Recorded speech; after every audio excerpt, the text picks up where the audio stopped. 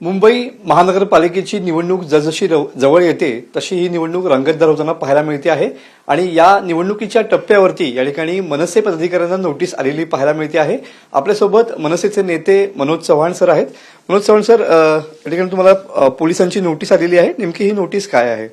काय निवडणुका चालू झाल्या म्हणजे कसं आहे की सत्ताधाऱ्यांकडे हातात ह्याच गोष्टी असतात आणि त्याच्यामुळे कदाचित काल मला वाटतं पहिलीच नोटीस ही आमच्या मनसेला मला आलेली आहे आणि निश्चितपणे मला वाटतं हे चालू झालं म्हणजे निवडणुकीला खऱ्या अर्थानं सुरुवात झाली असंच म्हणायला हरकत नाही। म्हणजे अगदी ही नोटीस तुम्हाला न्यायालयीन म्हणून पुरावा म्हणून सादर केली जाईल, याची नोंद घ्यावी वगैरे अशा पद्धतीच्या नोटीस आलेल्या आहेत। माझ्या मते आज कालपासून मला वाटतं हे नोटीस पहिलीच नोटीस मला आलेली आहे आणि याच्यावरनं कळतं की दोन भावंड एकत्र आल्यानंतर म्हणजे खऱ्या अर्थानं सत्ताधाऱ्यांची पायाखालची वाळू सरकत चालली आहे आणि मोठे मोठे आमचे पदाधिकारी सगळ्या पक्षाचे पदाधिकारी घेऊन देखील त्यांना महाराष्ट्र नवनिर्माण सेनेची भीती वाटते।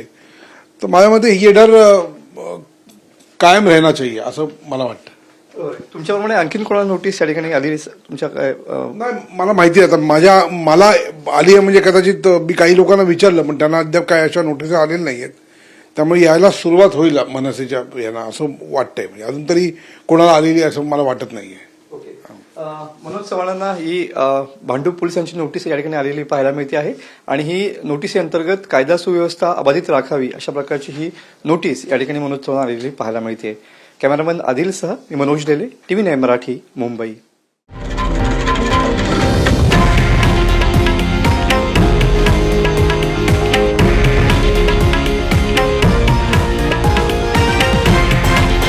हे आहे देशातील नंबर 1 न्यूज नेटवर्क आणि आपण पाहत आहात TV9 मराठी, एकमेव।